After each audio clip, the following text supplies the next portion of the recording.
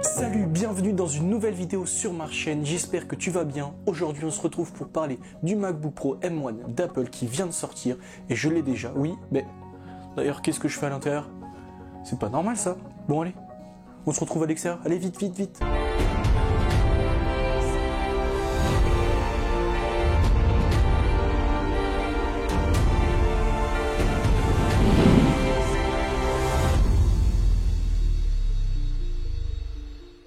Ça y est, j'ai réussi à sortir du MacBook. Alors je peux vous dire qu'à l'intérieur c'est plutôt joli, c'est pas mal, c'est performant, mais on est quand même mieux à l'extérieur parce qu'il n'y a pas beaucoup de place. Allez, trêve de plaisanterie, on va passer au sujet principal de la vidéo. Mais avant ça, je voulais vous dire que oui, c'est la première fois sur ma chaîne qu'on va parler de Mac, d'ordinateur en général. Mais pourquoi? Parce que j'ai vraiment envie de diversifier les sujets sur cette chaîne. J'aime beaucoup le drone, mais j'aime aussi la photo, la vidéo, tout ce qui tourne autour de ce sujet-là et la technologie en général. Donc aujourd'hui, on va parler de ce MacBook Pro M1. Dans cette vidéo, on va pas du tout parler technique. Dans cette vidéo, je vais vous parler de mon expérience que j'ai eue avec cet ordinateur et de mon utilisation.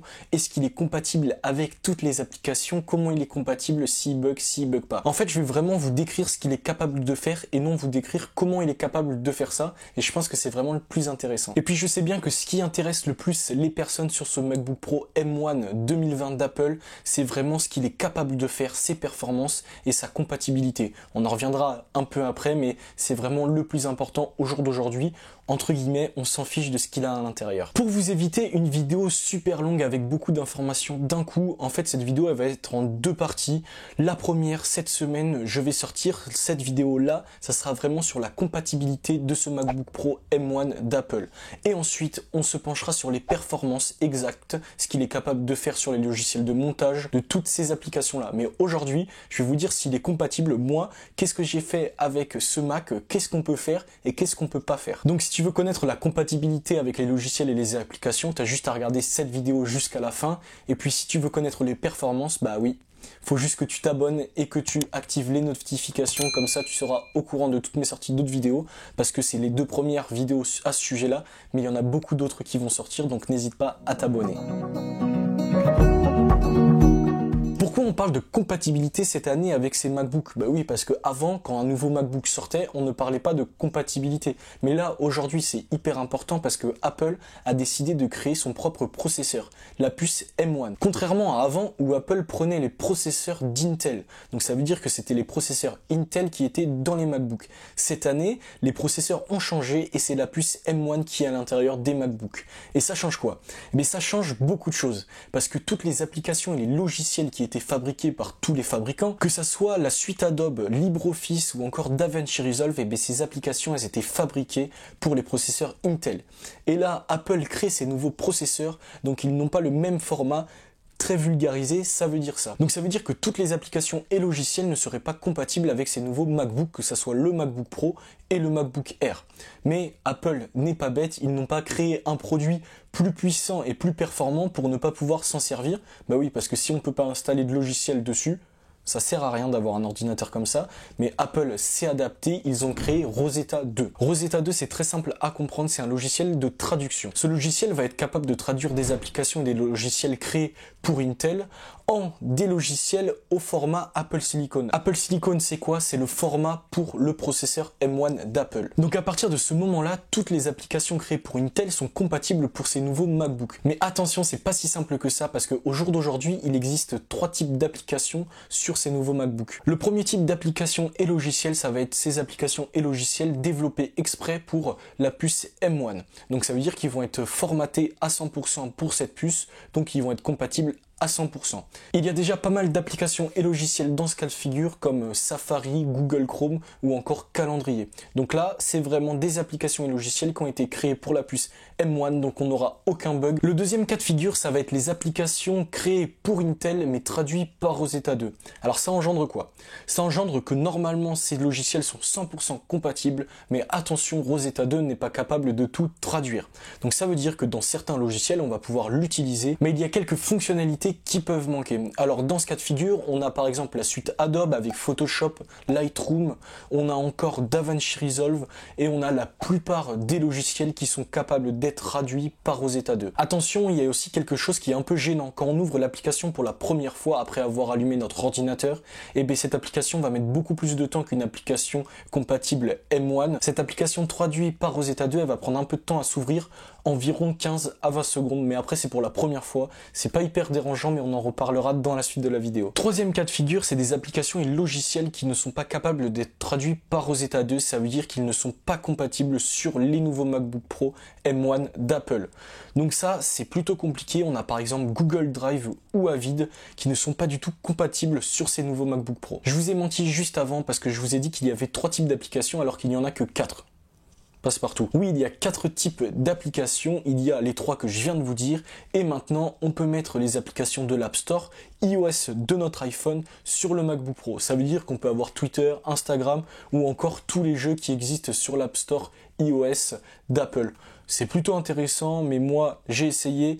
Et on va pas se le cacher, une application qui est faite pour le tactile, comme sur un téléphone, un smartphone, c'est pas hyper intéressant sur un ordinateur parce que c'est pas tactile, donc c'est pas très pratique. Ça a le mérite d'être là, mais c'est pas non plus hyper intéressant et ça va pas du tout vous changer la vie. Et dans une utilisation au quotidien, ça donne quoi? Eh bien franchement, vous n'avez pas de souci à vous faire. Que ça soit Netflix, Google Chrome ou encore LibreOffice, c'est des applications et logiciels qui sont traduits facilement par Rosetta 2. Donc il n'y a aucun bug, il n'y a aucun problème d'affichage, c'est très simple, c'est comme si vous aviez un vrai MacBook Intel par exemple ou encore un PC Windows, vous n'avez aucun souci à vous faire si vous avez une utilisation très simple de votre ordinateur et pas du tout professionnel avec des logiciels compliqués, vous n'avez pas de souci à vous faire. Par contre, pour les gros logiciels qui demandent beaucoup de calcul et de puissance à votre MacBook, c'est un peu plus compliqué. Je vais vous donner 4 cas, 3 logiciels, Photoshop, DaVinci Resolve et Lightroom. Et le 4e, ça va être un jeu Fortnite. Pour toutes les applications que j'ai pas pu vous tester, je vous donne une petite info à la fin de cette partie pour vous donner le plus d'infos et sans doute vous aurez votre application au logiciel que vous devez utiliser par exemple. Pour Lightroom, j'ai vraiment eu aucun souci que ça soit au niveau des performances et de l'affichage, des fonctionnalités, tout fonctionnait très bien du début à la fin, donc c'est vraiment un point positif. Si vous êtes photographe et que vous utilisez beaucoup Lightroom, vous n'avez aucun souci à vous faire. En tout cas, moi, j'ai vraiment eu aucun problème sur ce logiciel. Pour DaVinci Resolve, Rosetta 2 ne fait pas aussi bien son travail. Malheureusement, j'utilise vraiment beaucoup de logiciels. C'est vraiment le logiciel auquel j'ai eu le plus peur parce que je voulais absolument m'en servir et je dois absolument m'en servir. Et donc pour ce logiciel-là, j'ai pas eu beaucoup de problèmes. Le seul problème que j'ai eu, c'est l'affichage. À chaque fois que j'ouvrais pour la première fois DaVinci Resolve, je ne l'avais pas sur les 100% de mon écran, mais souvent sur 80%, que ça soit sur le MacBook Pro ou sur l'écran externe que j'ai à côté. Donc je suis obligé de refermer l'application et de la rouvrir et après ça fonctionne. C'est pas hyper dérangeant, mais ça peut être un peu énervant au début à chaque fois d'ouvrir, de fermer et de rouvrir. Pour Photoshop, c'est vraiment le logiciel où j'ai eu le plus de problèmes. Au début, c'était impossible d'ouvrir 2 documents, je ne sais pas pourquoi, donc j'étais obligé de refermer et de rouvrir 3 ou 4 fois Photoshop. Et après, c'est allé mieux. En fin de semaine, là, je pense qu'il y a eu une petite mise à jour parce que ça va beaucoup mieux et on peut faire à peu près tout. Par contre, si tu utilises à fond Photoshop et que Photoshop est ton outil de travail numéro 1 pour ton travail, c'est peut-être pas la bonne solution de prendre tout de suite ces MacBook Pro M1. Il faudrait peut-être attendre un petit peu. Dernière application que j'ai testée, c'est Fortnite. Et franchement, c'est hyper facile de jouer dessus. Alors, facile, non, de tuer des autres gens, non, mais le jeu fonctionne très bien, il y a une expérience de jeu très bonne. Alors attention, moi j'ai essayé de le mettre sur mon écran externe et c'était un peu la catastrophe. Le MacBook avait vraiment du mal à l'utiliser, alors que quand je l'avais sur l'écran du MacBook Pro, ça fonctionnait hyper bien, c'était hyper fluide. Alors pour info, j'étais à 60 fps, donc pour la plupart des personnes, c'est utilisable facilement et c'est une bonne expérience de jeu. Alors après, c'est pas un PC qui est fait pour ça, mais pour s'amuser 2-3 fois comme ça, il n'y a aucun souci. Dernière info que je voulais vous donner, comme je l'ai dit juste avant, j'utilise un écran externe et c'est vraiment hyper important pour moi quand je fais mes montages de voir sur un grand écran, parce qu'un écran de 13 pouces, c'est pas le top.